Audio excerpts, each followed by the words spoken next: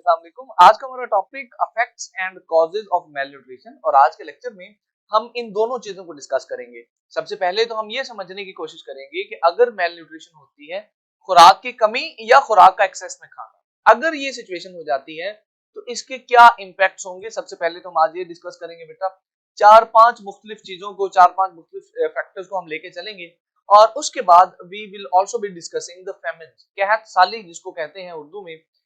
ये बुनियादी तौर पर मेल न्यूट्रिशन की बुनियादी वजह होती है, तो हम इसको भी आज डिस्कस करेंगे। चलिए जी, let's start the conversation from the effects के ये जो मेल न्यूट्रिशन है इसकी वजह से इम्पैक्ट क्या क्या होते हैं, असरात क्या क्या होते हैं। तो उसमें सबसे पहली चीज है मेरा बेटा स्टारवेशन। अब ये जो स्टारवेशन की टर्म है ये बुनियादी तौर पर भूखे रहने के लिए यूज की जाती है।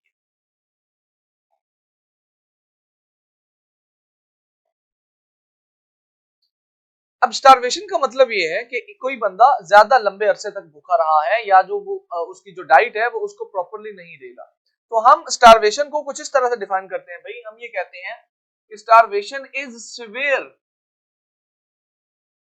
रिडक्शन इन डाइट अपटेक या इन न्यूट्रिशन अपटेक, कि आप जो खुराक खा रहे हैं वो इतनी कम है कि उससे आपकी बॉडी का गुजारा नहीं हो सकता और आपकी बॉडी दिन ब दिन डिटीरियोरेट कर रही है, कमजोर हो रही है। इस कंडीशन को बेटा स्टारवेशन बोलते हैं। देखिए जाहिर सी बात है, ये कंडीशन उसी बंदे की होगी ना बेचारे की जिसके पास खाने को रोटी नहीं है, जो इतने पैसे नहीं कमाता जिससे वो अपना पेट, अपना और अपने बच्चों का जो है वो पेट पाल सके, इतनी न्यूट्रिशन या इतनी डाइट अफोर्ड कर सके कि उसकी बॉडी जो है वो सस्टेन कर सके। तो ये जो इस तरह के मसाइल हैं ये बेटा ज्यादातर उन लोगों में होते हैं जो गुर्बत की लकीर से नीचे जिंदगी गुजार रहे होते हैं, जो बहुत ही ज्यादा गरीब होते हैं या जो ऐसे कंट्रीज में लोग होते हैं बेचारे जहाँ का लाइफस्टाइल इतना अच्छा नहीं है और जहां पर बहुत ही ज्यादा गुर्बत है। ये जो स्टारवेशन का प्रोसेस है, शुरू में तो इससे आप ऐसे कह लीजिए कि कोई डेथ नहीं होती सडन। इससे ये होता है कि आपकी बॉडी कमजोर होती जाएगी, there will be weakness of body. But if it is prolonged, यानी अगर ये स्टारवेशन का प्रोसेस लंबा हो जाए, प्रोलॉन्ग्ड हो जाए, तो उसकी वजह से फिर दो चीजें हो सकती हैं। एक तो ये हो सकता है कि आपकी बॉडी के ऑर्गन डैमेज हो जाए, यानी आप अपनी डाइट पूरी ले नहीं रहे हैं, स्टारवेशन हो रही है, लंबे अरसे तक खुराक कम खा रहे हैं, तो उसकी वजह से जो मेजर ऑर्गन्स हैं बॉडी के उनके डैमेज होने का खतरा होता है। अलॉन्ग विद दैट, अगर ये कंडीशन को ज्यादा ही प्रोलॉन्ग करती है, ज्यादा अरसे तक ही चलती है, तो फिर जो पर्सन है उसकी डेथ भी हो सकती है, बिकॉज आहिस्ता आहिस्ता आहिस्ता आहिस्ता सारे ऑर्गन्स जो है वो जवाब देते जाएंगे और अल्टीमेटली जो है बंदा एक्सपायर हो जाएगा। स्टारवेशन के अलावा अगर हम आगे चलें तो हमारे पास दूसरी चीज है जी, हार्ट डिजीजेस, दिल की बीमारियां। भाई एक बात याद रखिए, ये हार्ट डिजीजेस है ना, ये खुराक की कमी से नहीं होती, ये होती है एक्स्ट्रा फूड खाने से। यानी एक्सेस में अगर आप खुराक खाते हैं, एक्सेस में न्यूट्रिशन लेते हैं, आपका वेट बढ़ जाता है, आपकी बॉडी के अंदर बाकी चेंजेस हो जाती हैं, तो फिर आपको हार्ट डिजीज होती है। अब इसमें जो चीज आपने याद करनी है वो ये है कि इफ यू ईट फूड जिसमें हाई कार्बोहाइड्रेट्स या फैट्स हैं, तो वो खाने की वजह से आपको हार्ट डिजीजेस हो सकती है। एक्चुअली बेटा होता ये है कि जब आप हाई कार्बोहाइड्रेट्स वाली या फैट्स वाली खुराक खाते हैं तो उसकी वजह से आपका जो कोलेस्ट्रॉल लेवल है ना वो बढ़ जाता है। कोलेस्ट्रॉल एक्चुअली बॉडी के अंदर मौजूद एक स्टीरॉइड है, तो जब आप हाई फैट फूड खाते हैं तो उसकी वजह से आपका कोलेस्ट्रॉल लेवल बढ़ जाता है। अब जब ये कोलेस्ट्रॉल लेवल बढ़ता है तो उसकी वजह से आपकी बॉडी के अंदर हार्ट डिजीजेस का चांसेस जो है वो ज्यादा हो जाते हैं। हार्ट डिजीजेस में अब आपके पास जो है कार्डियोवास्कुलर डिजीजेस भी आ जाएंगी, ब्लड प्रेशर भी आ जाएगा, हार्ट अटैक भी आ जाएगा, ये सारी की सारी चीजें जो है ये हार्ट डिजीजेस में आ जाएंगी। हार्ट डिजीजेस के अलावा एक और इम्पैक्ट स्टारवेशन का है जी, कॉन्स्टिपेशन। कॉन्स्टिपेशन उर्दू में बेटा कब्ज को कहते हैं। ये एक ऐसी कंडीशन है, ऐसी सिचुएशन है जिसके अंदर आपको प्रॉपरली जो है वो वेस्ट मटेरियल आपकी बॉडी से बाहर नहीं निकलता। जो डाइजेस्टिव वेस्ट होता है वो आपकी बॉडी से इजीली बाहर नहीं निकलता, उसमें थोड़ी सी प्रॉब्लम होती है, इंसान को मुश्किल होती है। तो इस कंडीशन को हम कहते हैं कि कॉन्स्टिपेशन होगी, कब्ज हो गई है। तो ये कब्ज भी आपकी इम्प्रॉपर डाइट की वजह से होती है, यानी आप ऐसे डाइट ले रहे हैं जिसमें डाइटरी फाइबर नहीं थे। इससे पिछले लेक्चर में हमने जहां पर डाइटरी फाइबर की फायदे पढ़े थे, तो वहां भी मैंने आपके साथ कॉन्स्टिपेशन को डिस्कस किया था। ये जो कॉन्स्टिपेशन है, ये एक्चुअली इम्प्रॉपर फूड लेने की वजह से होती है। आप ऐसी डाइट ले रहे हैं जिसमें प्रॉपरली जो है वो डाइटरी फाइबर मौजूद नहीं है, तो आपको कॉन्स्टिपेशन भी हो सकती है। कॉन्स्टिपेशन के अलावा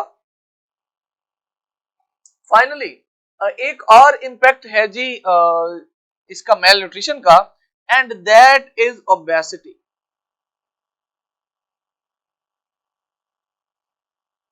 ओबेसिटी मेरा बच्चा मोटापे को कहते हैं, यानी एक बंदे का जो वेट है वो जरूरत से ज्यादा बढ़ गया है, ओवरवेट हो गया। तो ये जो ओवरवेट की कंडीशन होती है, इसको मेरा बेटा हम ओबेसिटी बोलते हैं।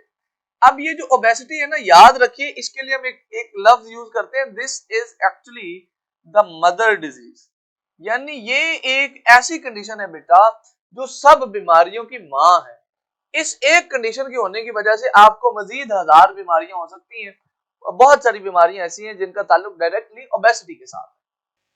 तो अगर हम ओबेस्ड पर्सन को, ऐसा बंदा जिसका वेट ज्यादा है, उसको ऑब्जर्व करना चाहे, उसको विजुअलाइज करना चाहे, तो बेटा वो कुछ इस किस्म का आपको नजर आएगा। तो यहाँ से इस तस्वीर को देखते हुए आपको एक तो ये आइडिया हो जाएगा कि ओबेस्ड स्टेट होती कौन सी है, ओबेस्ड कंडीशन होती कौन सी है। अब देखिए, इनके साथ अगर मैं खड़ा हो जाऊं यहाँ, तो आपको एक वादे फर्क महसूस हो रहा होगा इन साहब के अंदर और मेरे अंदर। मतलब ये है कि मैं ओबेस्ड नहीं हूं, मुझे मोटापा नहीं है, इन साहब को मोटापा है। और इनकी और मेरी कंडीशन देखते हुए आपको ये भी अब आइडिया हो रहा होगा कि ये मोटे क्यों हैं। ये हर वक्त खाते रहते हैं इसलिए मोटे। तो यहां से ही हम ओबेसिटी की कॉज को भी आइडेंटिफाई कर सकते हैं कि ओबेसिटी उस वक्त होती है when there is over intake of food, यानी जितनी फूड की आपकी बॉडी को जरूरत ही नहीं है, आप उतनी फूड ले रहे हैं, उतनी डाइट इस्तेमाल कर रहे हैं, तो डेफिनेटली फिर ओबेसिटी तो होगी। मैंने जैसे आपको बताया कि ये मदर डिजीज है और बहुत सारी बीमारियां ऐसी हैं जो जिनका ताल्लुक बेटा इसी डिजीज के साथ है। यू कैन नेम देम भाई, हार्ट डिजीजेस बहुत सारी, डायबिटीज, ब्लड प्रेशर, ये सारी की सारी चीजें जो हैं मेरा बेटा, they are actually associated with the obesity. जिस बंदे को ओबेसिटी होगी उसको चांसेस हैं कि इन बीमारियों से बहुत सारी बीमारियां खुद ब खुद ही हो जाए। इस लेक्चर का हमारा दूसरा हिस्सा मेल न्यूट्रिशन की कॉजेज से मुताल्लिक है मेरा बच्चा, और इस हवाले से आपकी बुक में एक टॉपिक मौजूद है नेम्ड फेमिन, जिसको हम उर्दू में कैद साली भी कहते हैं, द मेजर कॉज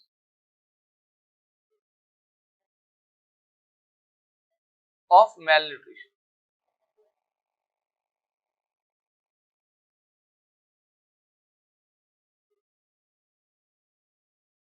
चलिए जी, सबसे पहले तो फेमिन को डिफाइन करना जरूरी है बेटा कि फेमिन या कैद साली से मुराद क्या है। भाई हम कहते हैं famine is the lack of enough food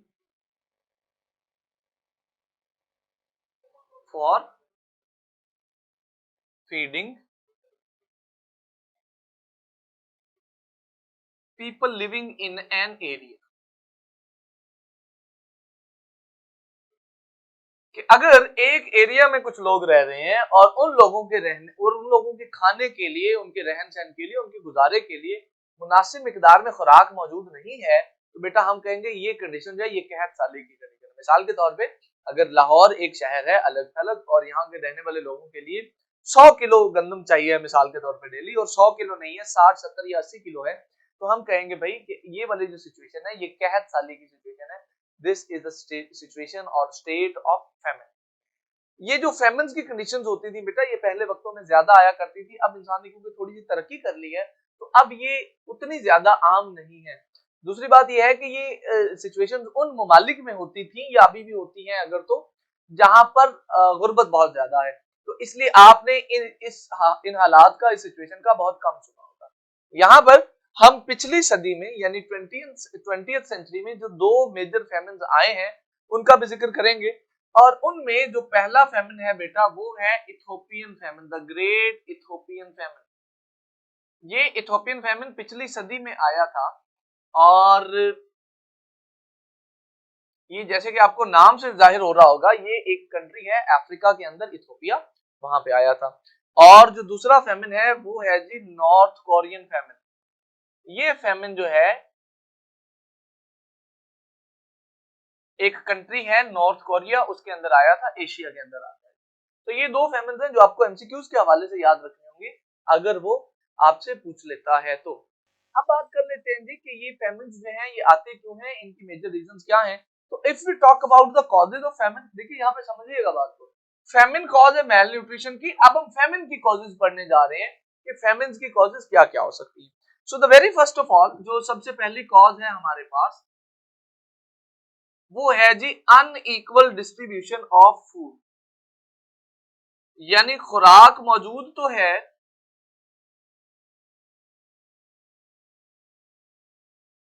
but उसकी डिस्ट्रीब्यूशन जो है वो इक्वली नहीं हो रही है। कुछ लोगों को वो ज्यादा मिल रही है और कुछ लोगों को कम मिल रही है। तो डेफिनेटली बेटा इसका इम्पैक्ट ये होगा कि जिन लोगों को कम फूड मिल रही है वहां पर फेमिन आ जाएगा, वहां पर खुराक की कमी हो जाएगी, वहां पर कैद साली हो जाएगी।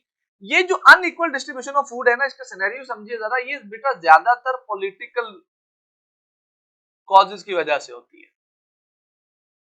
अब पॉलिटिकल कॉजेज क्या होती है, मैं जरा आपको समझाने की कोशिश करता हूँ बैक इन द हिस्ट्री में ले जाके। देखिए जब दूसरी जंग अजीम हुई ना 1939 में शुरू हुई, तो उस वक्त बरतानिया का वजीर आजम था सर विंस्टन चर्चिल। ये दूसरी जंग अजीम जो थी, इसमें बरतानिया का जो मुखालिफ था बुनियादी तौर पे वो जापान था, और बरतानवी फौजें जापान से लड़ रही, ठीक है जी, और जर्मनी से भी लड़ रही थी। तो जापान और जर्मनी एक साइड पे थे, ये इंग्लैंड और अमेरिका और बाकी जो कंट्रीज है ये एक साइड पे।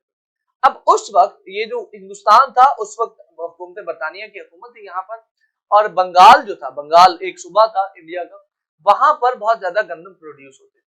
तो अब वो जो बरतानवी वजीर आजम था, जंग लगी हुई थी, तो उसने क्या किया, सर विंस्टन चर्चिल ने, उसने वो बंगाल वाली जो सारी की सारी गंदम थी वो खरीद ली, और खरीद के स्टोर कर ली अपने जंगी फौजियों की डाइट के लिए, कि भाई जंग चल रही है, साल 2 साल पता नहीं कब तक जंग चलेगी, उस वक्त खुराक होगी या नहीं होगी। तो उसने वो सारी की सारी फूड इकट्ठी करके स्टोर कर ली।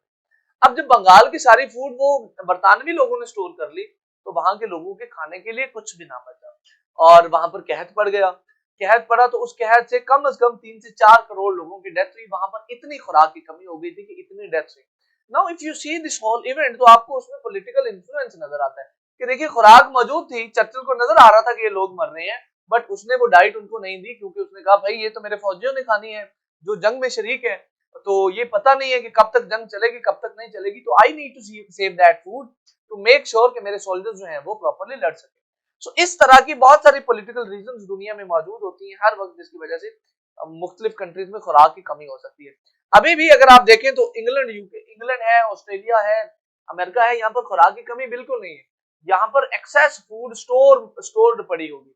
But if we talk about countries like Ghana, ये African countries, if we talk about Somalia, तो ये मुल्क मेरा बेटा वो मुल्क है। If we talk about Burma even, तो ये वो ममालिक हैं आजकल के दौर में बेटा जिनके अंदर अभी भी खुराक की कमी है, जहां पर अभी भी कहत पड़ते हैं और इंसानों को प्रॉपर डाइट नहीं मिलती, उतनी डाइट जिसके थ्रू वो अपनी जिंदगी गुजार सके। इसके बाद अगर हम आगे चलें तो एक रीजन तो ये हो गई, इसके अलावा एक रीजन जो है मेरा बेटा वो ड्राउट भी होती है। ड्राउट को खुश्क साली भी कहते हैं उर्दू में। अब ड्राउट का मतलब ये होता है कि there is not enough water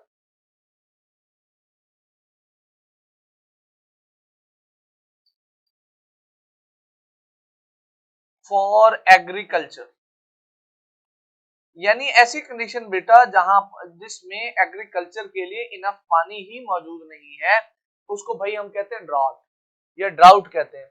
अच्छा, ये उस वक्त होता है, देखिए कुछ इलाके ऐसे होते हैं जहां पर एग्रीकल्चर जो है वो सोलली रेन पे डिपेंड कर रहा होता है, बारिश के अलावा वहां पर ऐसा कोई मैकेनिज्म नहीं होता जिसके थ्रू जो है वहां पर खेती बाड़ी की जा सके। तो अगर 1 साल या 2 साल बारिशें नहीं होती तो उसकी वजह से फिर वहां पर जो लोग हैं वो खेती बाड़ी नहीं कर सकते, उनकी फसलें होती नहीं है, और उसकी वजह से उनको जो ओवरऑल उनकी सिचुएशन है वो डैमेज हो जाती है और वहां पर फैमिन आ जाती है। नाउ दिस इज हाउ ये जो खुश्क साली की कैफियत है इट लुक्स लाइक, यानी पानी है नहीं, जमीन बिल्कुल ही खुश्क हो गई है, और जो उसमें प्लांट्स मौजूद हैं उनकी भी ऑलमोस्ट डेथ हो गई होती है, वो भी मुरझा चुकी होती है, तो इसको हम ड्राउट कहते हैं। इसके अलावा फेमिन की एक और बड़ी वजह मेरा बेटा फ्लडिंग है, सैलाब आ जाना है। देखिए जब सैलाब आएंगे तो डेफिनेटली फिर जितनी भी फसलें खड़ी होंगी वो भी तबाह हो जाएंगी, वो मौजूद नहीं होंगी। जब फसलें तबाह होंगी तो हमारी खुराक जो है वो हम तक पहुंचेगी नहीं। तो अगेन जो अल्टीमेट रिजल्ट होता है वो फेमिन होता है। और इसके बाद आखिरी वजह फेमिन की है जी ओवर पॉपुलेशन। ओवर पॉपुलेशन का मतलब है मेरा बेटा खुराक, आबादी का बढ़ जाना। देखिए ओवर पॉपुलेशन पे हमने पिछले कुछ चैप्टर्स में बहुत डिटेल के साथ बात की है और हमने ये अंडरस्टैंड किया है कि काफी अरसे से जमीन की आबादी काफी स्पीड के साथ बढ़ रही है। और देखिए आबादी तो बढ़ रही है बट जमीन के ऊपर जो हमारे पास सोर्सेज हैं वो तो वही है। तो definitely when there is the population is increasing तो उसके साथ साथ हमारी खुराक उस स्पीड से नहीं बढ़ रही, हमारे जो सोर्सेज है वो स्पीड से नहीं बढ़ रहे। और अब सिचुएशन ये आ गई है, अब आके इन द 21st सेंचुरी ये कंडीशन हो गई है because of the over population. बहुत सारे लोग ऐसे हैं जिनको प्रॉपर डाइट नहीं मिलती और वो मेल न्यूट्रिशन का शिकार हैं, या बहुत सारे इलाके ऐसे हैं जहाँ पर फेमिन आया है और वहाँ के लोगों को या प्रॉपर डाइट जो है वो नहीं मिलती। So these are some of the causes जिसकी वजह से फेमिन आते हैं, कहत साली आती है और लोग जो है वो इम्पैक्ट होते हैं। सो आज के लेक्चर में हमने मेल न्यूट्रिशन के इफेक्ट्स भी पढ़े और इसके अलावा हमने जो फेमिन है उसकी कॉजेज भी पढ़े। आई होप आपको समझ आया होगा। अगर आपको कोई सवाल हो तो आप मुझसे पूछ सकते हैं। See you in the next class. अल्लाह हाफ़िज़।